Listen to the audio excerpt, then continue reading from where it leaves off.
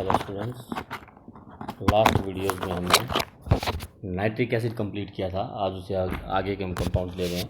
थोड़ा सा मैं आपका फास्फोरस फास्फिन के बारे में है, और मेन जो आज कंपाउंड है वो हम लेंगे सल्फ्यूरिक एसिड।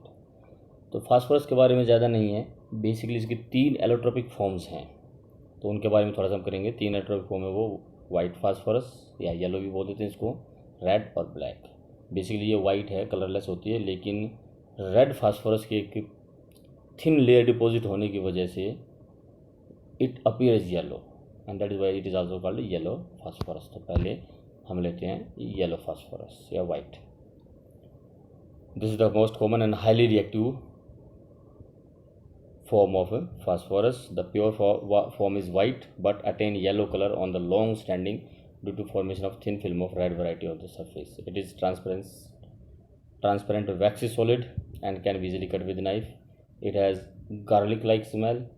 अब इसका ध्यान रखना, क्योंकि ये हमारा डिफरेंस अगर वाइट और येलो वाइट और रेड फास्फोरस का क्वेश्चन आता है तो उसमें आपका ये पॉइंट आपका काम आएगा, क्योंकि रेड फास्फोरस ऑर्डरलेस होती है। Poisonous in nature. 0.15 gram of this white phosphorus is fatal dose. Fatal मतलब इट मे क्योज डेथ। सिर्फ 0.15 ग्राम की जो डोज होगी इसकी, वो भी डेथ कर सकती है। Vapours are also injurious. Vapours भी नुकसानदायक हैं। Person working with phosphorus develop a disease in which the jaw bones decay, and this disease is known as phossy jaw. It is insoluble in water but readily soluble in carbon disulphide.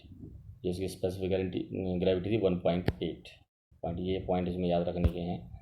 It melts at 44 degree celsius into a yellow liquid, boils at 280 degree Celsius.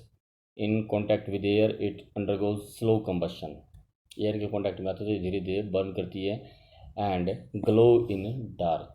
This property of white phosphorus that it glow in dark is called फास्फोरेसेंस।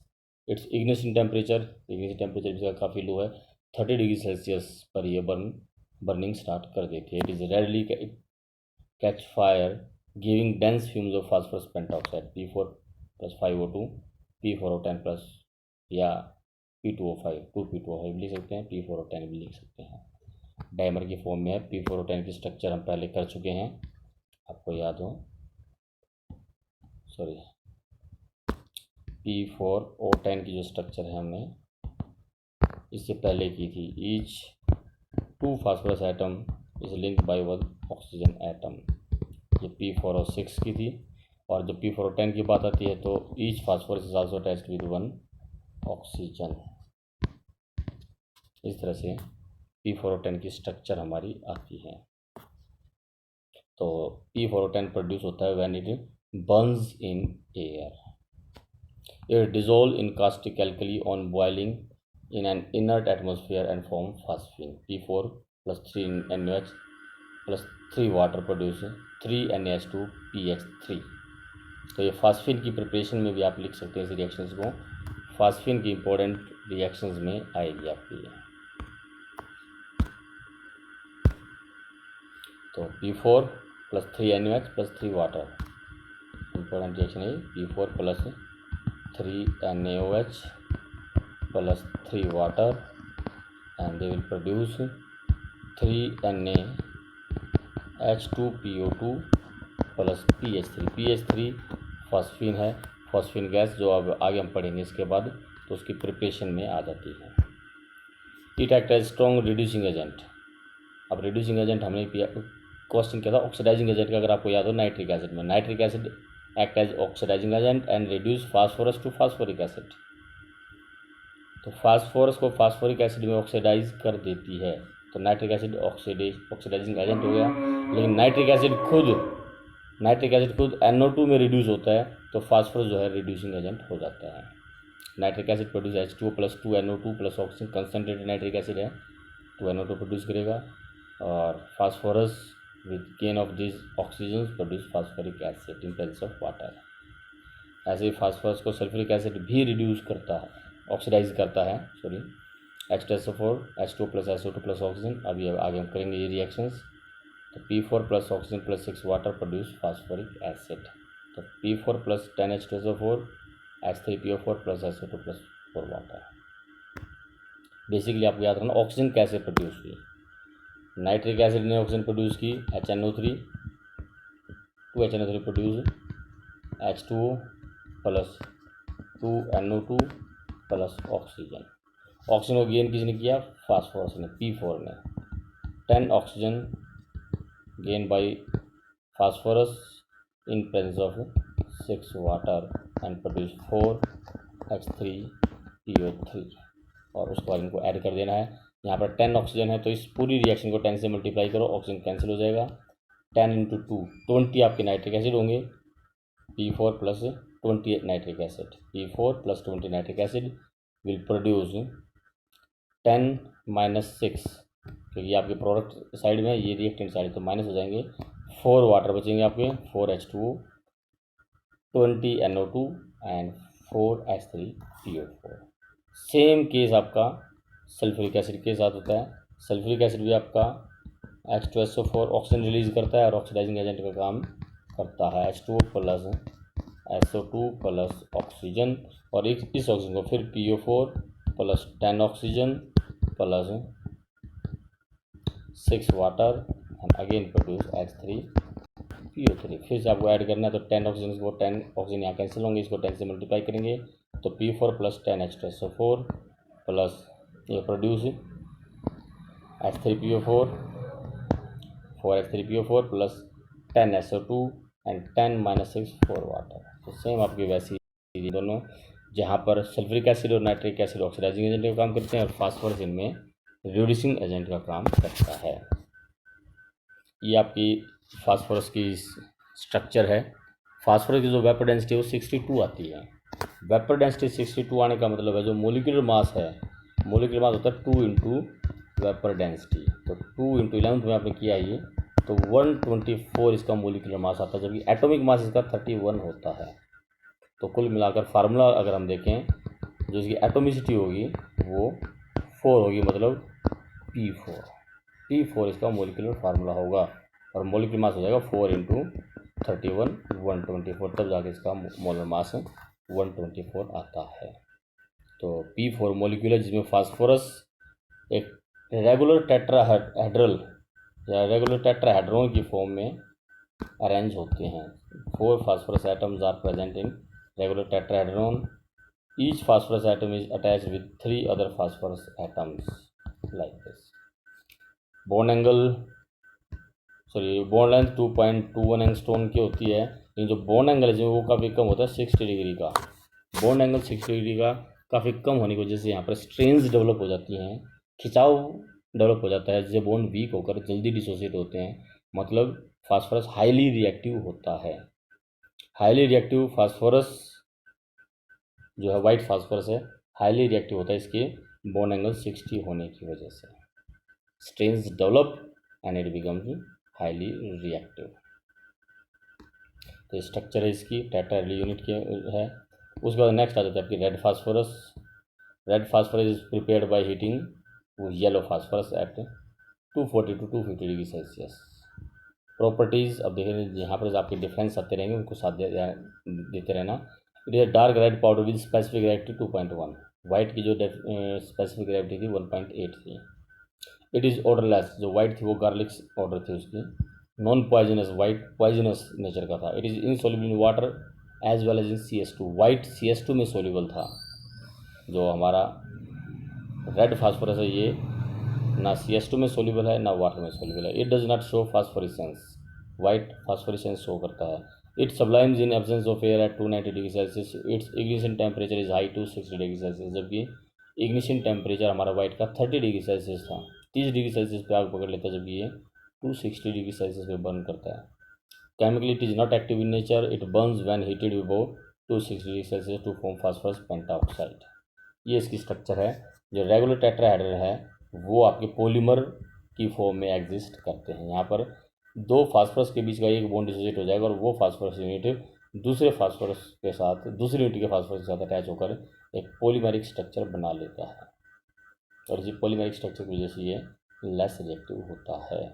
Bond angle कम हो जाता है, bond angle ज़्यादा हो जाता है, जिसकी वजह से स्ट्रेंथ कम हो जाएंगे। ब्लैक फास्फोरस आपकी लेयर्ड स्ट्रक्चर होती है। जैसा कि इसमें दिखाया गया है। तो ये तो बात आ गई आपकी 3 फॉर्म ऑफ फास्फोरस की। एक इसमें थोड़ा सा फॉस्फीन के बारे में भी है। फॉस्फीन की प्रिपरेशन अभी हमने आपको एक बताई भी थी। क्या प्रिपरेशन बताई थी? Yes, P4 plus 3NaOH alkyl के साथ रिएक्शन फास्फोरस की आज ही अभी इसी वीडियो में ही हमने की थी। Plus 3 water produce NaH2PO2 plus PH3 3NaH2PO2 plus PH3। ये फॉस्फेन की प्रिपरेशन अभी हमने फास्फोरस की एल्किल के साथ रिएक्शन में की थी। एक ये रिएक्शन प्रिपरेशन है, और एक जो मेन प्रिपरेशन है इसकी वो है फास्फाइड की रिएक्शन। कोई भी मेटल फास्फाइड हो, MXPY, जैसे कि एल्यूमिनियम आपका +3 आयन होता है, फास्फोरस P-3, जो फास्फाइड आयन है वो -3, तो इसका जो फार्मूला हो जाएगा आपका ALP हो जाएगा, ALP। अगर मैग्नीशियम होगा तो Mg3P2। और जब इन फास्फाइड को वाटर में डिजोल्व किया जाता है तो मेटल प्रोड्यूस हाइड्रोक्साइड, एल्यूमिनियम है तो एल्यूमिनियम हाइड्रोक्साइड, और मैग्नीशियम है तो मैग्नीशियम हाइड्रोक्साइड, प्लस जो फास्फोरस है it will produce PH3, it will produce PH3। अब इसको बैलेंस करना है, एक एल्यूमिनियम है, एक एल्यूमिनियम हाइड्रोक्साइड, यहाँ पर 3 OH ग्रुप आपको चाहिए तो 3 वाटर ले लेना। यहाँ पर 3 मैग्नीशियम है तो 3 magnesium hydroxide, it will require 6 hydroxide, so it required 6 water and 2 PH3 will produce. तो फास्फाइड की reaction with water Mg3P2 plus 6 water, 3 magnesium hydroxide plus 2 PH3, 2 phosphine will produce. तो इस तरह से ये रिएक्शन आप प्रिपरेशन इसकी कर सकते हो, फास्फाइड की रिएक्शन विद वाटर। इसमें फास्फीन में एक ही चीज़ मेन इंपॉर्टेंट है, वो आपके होम सिग्नल्स। होम सिग्नल क्या होते हैं? बेसिकली एक बॉक्स होते हैं which contains calcium chloride and calcium phosphide. जो समुद्री जहाज अगर कभी अपना रास्ता भटक जाए तो उनको वो अपने सिग्नल देते हैं कि हम कहाँ पर हैं, कहाँ फंसे हुए हैं। वो सिग्नल कैसे देते हैं कि वो उन बॉक्स में छेद करके उसको समुद्र के पानी में फेंक देते हैं। जैसे ये बॉक्स था जिसके अंदर कैल्शियम कार्बाइड और कैल्शियम फास्फाइड प्रेजेंट थी। तो जब इसको आप समुद्र के पानी में इनको फेंकते हैं, वो phosphide reacts with water produce phosphine, carbide reacts with water produce acetylene. यहाँ पर फॉस्फीन के साथ साथ कुछ इम्प्योरिटी P2H4 की भी होती है। तो this acetylene P2H4 Burns in air, ये एयर में बर्न करती हैं जब ये प्रोड्यूस होंगी। जैसे ही आप समुद्र में फेंकोगे ये गैसेस प्रोड्यूस होंगी, गैस एयर के कॉन्टैक्ट में आएगी तो बर्न करती है, प्रोड्यूस वाइट लाइट, बड़ी ही luminous white light flame produce करते हैं, वाइट बिल्कुल जैसे आपकी फुलझड़ियों की होती है, दूर से चमकती हैं। तो वो लाइट जो है वो दूर से दिखाई दे जाती है। अगर कोई एरोप्लेन से उस समुद्री जहाज जो गुम हो चुका है या अपने रास्ते से भटक चुका है उसको ढूंढने के लिए निकलता है तो वो उस लाइट को देखकर उस तक पहुंच सकता है। तो ये इन होम सिग्नल के द्वारा अपनी लोकेशन बताते रहते हैं। तो ये होम सिग्नल इसमें थोड़ा सा इम्पोर्टेंट है। उसके बाद आपका नेक्स्ट आ जाता है सल्फ्यूरिक एसिड। सल्फ्यूरिक एसिड की प्रिपरेशन ऑयल ऑफ विट्रोल और किंग ऑफ केमिकल्स भी इसको बोला जाता है। प्रिपरेशन की कॉन्टैक्ट प्रोसेस से है। कॉन्टैक्ट प्रोसेस में बेसिकली 3 स्टेप हैं। पहले सल्फर को SO2 में कन्वर्ट किया जाता है, फिर SO2 को SO3 में कन्वर्ट किया जाता है, और फिर SO3 को H2SO4 में ही डिजोल्व करके ओलियम और ओलियम को डाइल्यूट करके सल्फ्यूरिक एसिड में कन्वर्ट किया जाता है। ऐसे बोल देते हैं कि SO2 को वाटर में डिजोल्व करके सल्फ्यूरिक एसिड बनाया जाता है, लेकिन डायरेक्टली वाटर में डिजोल्व नहीं किया जाता। तो 3 स्टेप है। First, sulphur is converted into SO2, second SO2 is converted into SO3, oxidise किया जाता है इसको, फिर SO3 is converted into sulphuric acid. तो 3 स्टेप हैं। 3 नंबर का क्वेश्चन है, इंपॉर्टेंट क्वेश्चन है। तो पहला स्टेप जैसे अब देखिए क्या क्या है। First, SO2 is obtained, sulphur को SO2 में कन्वर्ट किया जाता है। वो सल्फर को बर्न करके S+O2 प्रोड्यूस SO2, या तो सल्फर को डायरेक्टली बर्न करके प्रोड्यूस किया जा सकता है, या फिर पायराइट्स को, आयरन पायराइट है FeS2, इसको बर्न किया जाता है। तो सल्फर या आयरन पायराइड को बर्न करके SO2 गैस प्रोड्यूस की जाती है। SO2 FeS2 plus 11 oxygen, 4 FeS2 plus 11 oxygen produce 2 Fe2O3 and 8 SO2। SO2 produce होने के बाद फिर आ जाता है आपका second step, it is oxidise to SO3।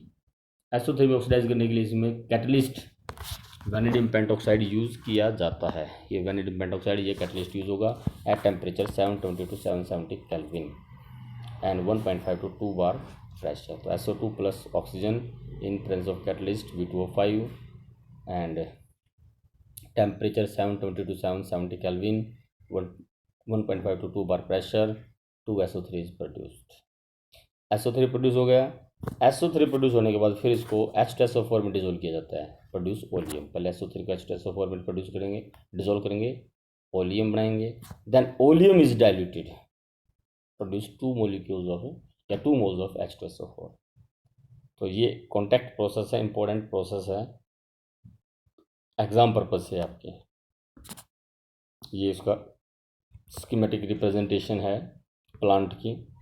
सबसे पहले आपको पायराइट बन रहा है, जहाँ पर पायराइट को बर्न करके SO2 गैस प्रोड्यूस की जाती है। दिस इज़ डस्ट चैम्बर, ऊपर से स्टीम पास की जाती है और वो डस्ट को नीचे सेटल कर देती है। And then water, this is scrubber, water pass spray किया जाता है इसके ऊपर। फिर sulphuric acid, concentrated sulphuric acid spray किया जाता है ताकि वो ड्राई किया जा सके उसको, और फिर उसको पास किया जाता है आर्सेनिक प्योरीफायर में। This is important portion of this. Arsenic purifier क्या रोल है इसका? It remove any arsenic impurity present in SO2 gas. जो यहाँ सल्फर की बर्निंग से कई बार इसके अंदर आर्सेनिक भी होती है, तो आर्सेनिक ऑक्साइड भी प्रोड्यूस हो जाता है। तो any arsenic oxide if present will be adsorb in arsenic purifier. इसके अंदर फेरिक हाइड्रोक्साइड होता है, वो फेरिक हाइड्रोक्साइड आर्सेनिक ऑक्साइड्स को अपने सरफेस पर एडजॉर्ब कर लेता है और प्योर SO2 को ही आगे जाने देगा। क्योंकि जो नेक्स्ट स्टेप हमारा नेक्स्ट स्टेप होता है SO2 को SO3 में कन्वर्ट करना। उसके लिए कैटलिस्ट कौन है? Vanadium pentoxide. और जो आर्सेनिक ऑक्साइड है वो वैनेडियम पेंटॉक्साइड के लिए पॉइजन का काम करता है, इसकी कैटालिटिक एक्टिविटी को ख़त्म कर देता है। इसलिए SO2 गैस में से आर्सेनिक ऑक्साइड को रिमूव करना ज़रूरी है, और रिमूव करने के लिए उसको आर्सेनिक प्योरीफायर से पास किया जाता है।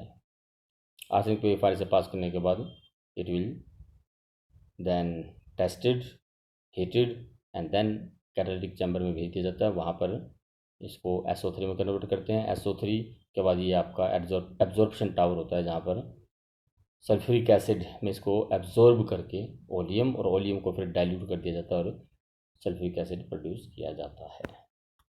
तो ये इसका स्कीमेटिक रिप्रेजेंटेशंस है कॉन्टैक्ट प्रोसेस का। प्रॉपर्टीज़ की बात आई, सल्फ्यूरिक एसिड डिसोसिएट हो जाती है at temperature 440 degree Celsius, H2SO4 H2 plus SO3। Acidic nature है, एसिडिक नेचर है तो it produce 2 types of salt. H2SO4 है, it produce H plus HSO4 negative ion. Reversible reaction होती है, डिसोजन कांस्टेंट मान लीजिए K1 है। ऐसे ही फिर उसके बाद HSO4 negative ion will dissociate into H plus sulphate ion. This also reversible. K2 इसके लिए डिसोसिएशन कांस्टेंट है। तो K2 की वैल्यू जो है वो बहुत कम होती है एज कम्पेयर टू K1। मतलब मेनली ये H plus HSO4 negative ion में ही डिसोसिएट होता है। K2 की वैल्यू कम क्यों होती है? कि after removal of 1 H it acquires negative charge, और नेगेटिव चार्ज जो HSO4 नेगेटिव आयन है वो H को रिलीज होने में प्रॉब्लम क्रिएट करता है, अट्रैक्ट करेगा H को। So second H will release to very small extent, और इस तरह से ये 2 सीरीज बनाता है साल्ट्स की, बाइसल्फेट्स, सोडियम बाइसल्फेट हो गया NaHSO4 और Na2SO4, दिस इज सल्फेट। तो 2 series of salts are produce with base. Decompose कर देता है ये बाइकार्बोनेट्स को, कार्बोनेट्स को, सल्फाइड्स को, सल्फाइड को, थायोसल्फेट्स को, नाइट्रेट को। कंसनट्रेट होगा तो fluoride, chloride, bromide, iodide, nitrate, acetate, oxidate, phosphate सबको डिकम्पोज करता है। जैसे कि एग्जांपल यहाँ कुछ दे रखे हैं, कार्बोनेट है sodium sulphate plus H2 plus CO2, bicarbonate plus H2SO4 है तब भी sodium bisulphate plus hydrogen plus water plus CO2। Thiosulphates अगर हैं plus H2SO4, sodium sulphate plus H2 plus SO2 plus sulphur. Sulphides अगर हैं तो सोडियम सल्फेट में convert कर देगा +H2 + SO2। तो सभी साल्ट्स को डिकम्पोज करता है। मेन प्रॉपर्टीज़ की फिर वही, it act as oxidising agent. कैसे ऑक्सीडाइजिंग एजेंट की तरह काम करेगा?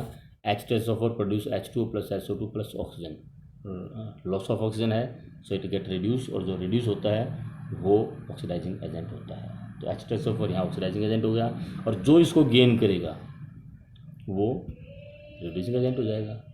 अभी पीछे एग्जांपल किया था, फास्फोरस इसको गेन करके फास्फोरिक एसिड बनाता है, तो फास्फोरस रिड्यूसिंग एजेंट हो गया, H2SO4 ऑक्सीडाइजिंग एजेंट हो गया। H2SO4 फास्फोरस को ऑक्सीडाइज करके फास्फोरिक एसिड में कन्वर्ट कर देता है, या फास्फोरस सल्फ्यूरिक एसिड को रिड्यूस करके SO2 में कन्वर्ट कर देता है। अब कैसे करते हैं ये रिएक्शंस, इसकी कुछ एग्जांपल देख लीजिए। ये आपकी oxidation of carbon and sulphur है। सल्फ्यूरिक एसिड, पहला स्टेप यही रहेगा, H2O + SO2 + ऑक्सीजन। इस ऑक्सीजन को गेन करेगा कार्बन, कार्बन +2 ऑक्सीजन CO2 में। ऑक्सीजन से ऑक्सीजन कैंसिल, बैलेंस करने के लिए इसको 2 से मल्टीप्लाई करेंगे। 2 oxygen cancel, carbon +2 sulphuric acid +2 water +2 SO2 and carbon dioxide. ऐसे ही सल्फर का है, it oxidise sulphur to sulphur dioxide, H2SO4 + H2 + SO2 + oxygen. H2SO4 produce H2O + SO2 + oxygen, and sulphur gains oxygen to produce SO2।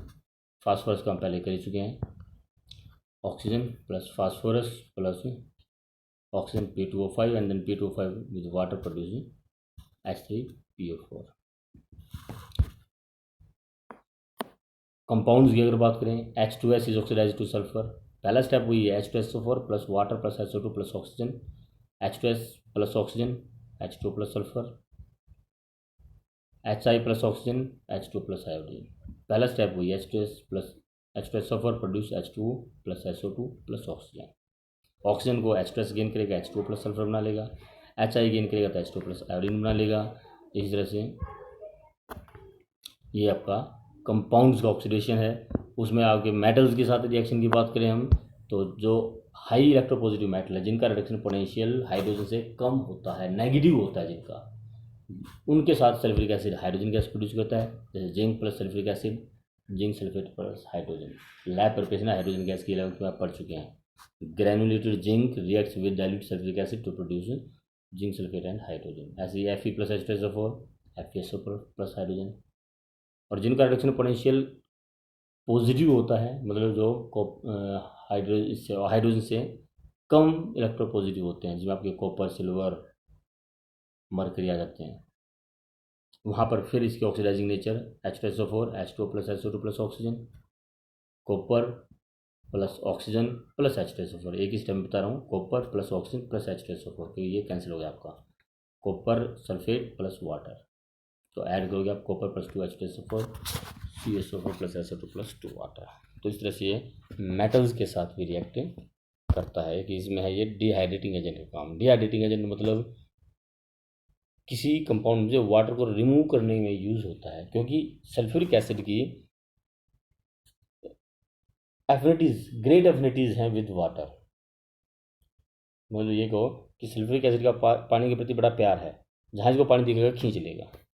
अब ये sugar का example जैसे इसमें दिया गया है C12H22O11, इसमें अगर आप कंसनट्रेटेड सल्फ्यूरिक एसिड डालोगे तो यहाँ से जो आप H22O11 है, मतलब ये दीज आर 11 वाटर, इन 11 वाटर को बाहर निकाल देगा, बचेगा कि आपके पास सिर्फ और सिर्फ कार्बन, राख बचेगी, ब्लैक कार्बन जिसको आता है, बिल्कुल कोक हम इसको बोलते हैं, शुगर चारकोल बोलते हैं, तो चारकोल हमें प्रोड्यूस होता है।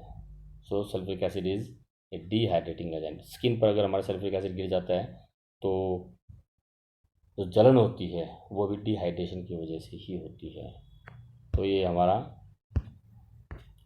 सल्फ्यूरिक एसिड है। तो सल्फ्यूरिक एसिड, फॉस्फीन और फास्फोरस, 3 चीज़ आज हमने की। अब लास्ट हमारे इसमें रह गया ओजोन एंड HCl, तो हम नेक्स्ट वीडियो में करेंगे। आज ये 2 कंपाउंड स्पेशली, आज सिर्फ सल्फ्यूरिक एसिड मेन है आपका, सल्फ्यूरिक एसिड है या वाइट एंड रेड फास्फोरस है, उनको आज कीजिए आप। Thank you.